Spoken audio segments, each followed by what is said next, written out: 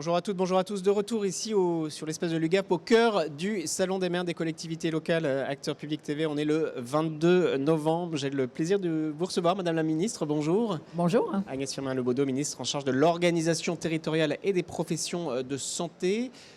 Quel message vous portez en direction des élus, en direction des maires qui sont très désireux de ce qu'on appelle le aller vers, porter l'action publique au plus près des territoires? Ça guide votre action? Écoutez, tout d'abord, c'est toujours un plaisir pour moi de retrouver des collègues, puisque je suis toujours moi élue. Et je peux voir aussi qu'eux sont contents de se retrouver aussi entre eux. C'est un vrai bon moment d'échange.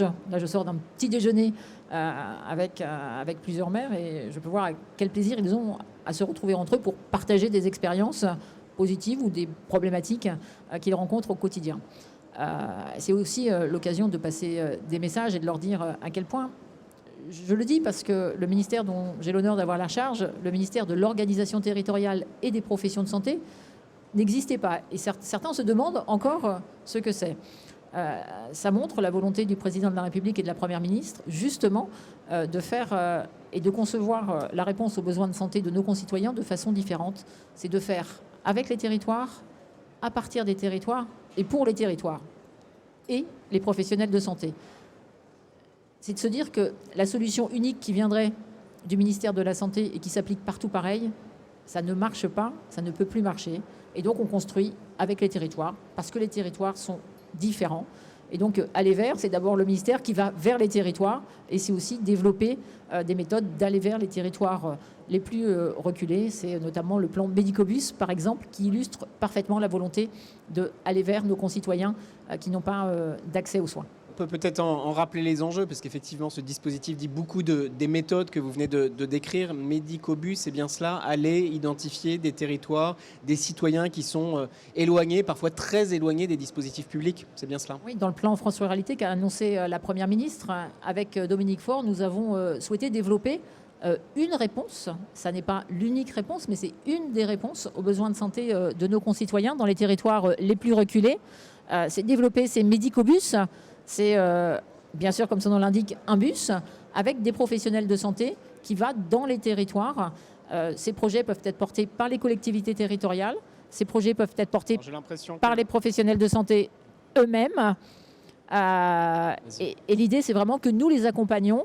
Et l'appel à projet a été lancé. L'objet, c'est 100 Médicobus avant la fin 2024. Donc c'est un projet ambitieux sur lequel on voit bien il y a une forte appétence des collectivités territoriales. Les élus nous parlent beaucoup des méthodes, nous parlent aussi en matière de santé, on en parlait hier en plateau, de continuum de santé sur le plan local où chaque acteur public, acteur privé, associatif doit travailler ensemble avec parfois aussi des méthodes un peu différentes. C'est votre job, si je puis dire, aussi que de les faire travailler, enjeu de coordination. C'est une volonté. Là, le président de la République, dans son discours aux professionnels de santé, nous a lancé l'objectif de travailler en pacte territorial. Le pacte territorial, c'est sur un territoire, j'allais dire, défini par les acteurs eux-mêmes, mettre tout le monde autour de la table pour justement s'organiser, se coordonner. À l'échelle d'un territoire, on peut avoir envie de construire, par exemple, une maison des étudiants pour accueillir les étudiants, pour faire venir les étudiants dans le territoire. L'intérêt, c'est que cette maison des étudiants, elle soit partagée par tous les acteurs pour en faire une au bon endroit et bénéficier, j'allais dire, aux collectivités communes de l'échelle de ce territoire. Ça, c'est un exemple et se coordonner pour pas que chaque territoire en porte un. Par contre, le territoire d'à côté peut dire, bah tiens, moi, ou le conseil régional peut dire, tiens, moi, j'ai les mobilités, je prends en charge les mobilités de ces étudiants, par exemple. Donc, c'est bien de travailler ensemble pour construire une réponse commune. Ça, c'est pour les acteurs et j'allais dire les modalités et les mises en œuvre. Et puis, les communautés professionnelles territoriales de santé, là, c'est comment le secteur du libéral, le secteur de soins libéral en ville, se coordonne et s'organise pour apporter une réponse aux besoins de santé de nos concitoyens, s'organise pour travailler ensemble dans le cadre d'un parcours coordonné. Donc, toutes ces organisations se mettent en place et le rôle de l'État, à travers les agences régionales de santé, c'est de faire presque un aménagement du territoire. Sur mesure, d'une Du certaine manière. sur-mesure, c'est vraiment On est plus l'objectif de la création Ouais. de ce ministère. Oui. Donc, vous le dites, hein, les dispositifs homogènes, monolithiques, un peu d'un territoire à l'autre, c'est fini. On va sur de la personnalisation des dispositifs, c'est le aller vers. Deux questions pour terminer notre échange. Je sais que votre agenda est très chargé. Des maires nous disaient hier, on a peur de perdre nos personnels médicaux, on a peur de perdre nos médecins. C'est quelque chose que vous entendez. J'imagine que vous l'avez entendu ce matin au Salon des maires des collectivités locales. Qu'est-ce que vous leur répondez? Il y a aussi un enjeu de moyens.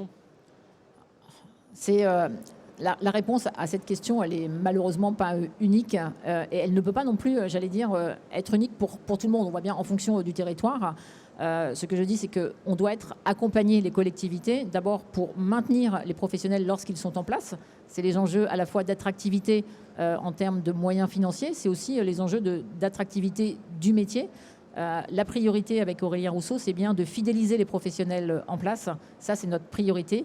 Et la deuxième priorité, c'est l'attractivité des métiers de la santé. Comment on redonne envie aux jeunes générations de s'engager dans ces métiers de la santé dont nous avons tant besoin. La première des choses, c'est aussi de dire que ce sont des beaux métiers et c'est d'en parler positivement. Ça, je tiens à le dire parce que c'est pas en répétant toute la journée que ça va pas qu'on va donner envie aux jeunes de s'engager. C'est tous les travaux que nous menons.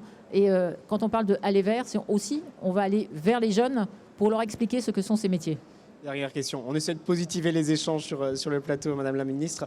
Question sur les transitions, hein, qui est un des enjeux phares qui irrigue finalement toutes les discussions ici au Salon des maires des collectivités locales. Le secteur de la santé en matière de transition durable a un rôle essentiel à jouer. Ça fait partie aussi de votre feuille de route. Oui, la Première ministre pilote la planification écologique de notre pays. Le secteur de la santé, c'est 8% des émissions de gaz à effet de serre.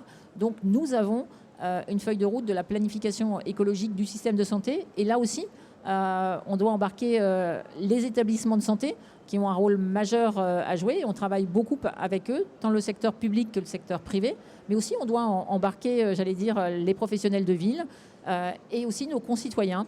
Parce que le meilleur des soins qu'on n'utilise pas, c'est celui qui ne consomme pas. Et donc, tout ça est un tout. Et je le redis, 8% des émissions de gaz à effet de serre. Donc, le secteur de la santé a un vrai enjeu. Une feuille de route qui se décline autour de 60 propositions. Et je présiderai dans quelques jours maintenant le deuxième comité de pilotage. Là, je le redis, on embarque vraiment tout le secteur. La commande publique a évidemment un rôle à jouer sur ces enjeux. Merci beaucoup, Madame Merci la Ministre. Ravi de vous retrouver. Agnès Firmin-Lebaudot, ministre en charge de l'organisation territoriale et des professions de santé. Merci beaucoup. Merci. À très vite sur Acteurs Public TV. Vous pourrez trouver tous nos échanges ici sur l'espace de l'UGAP. Merci.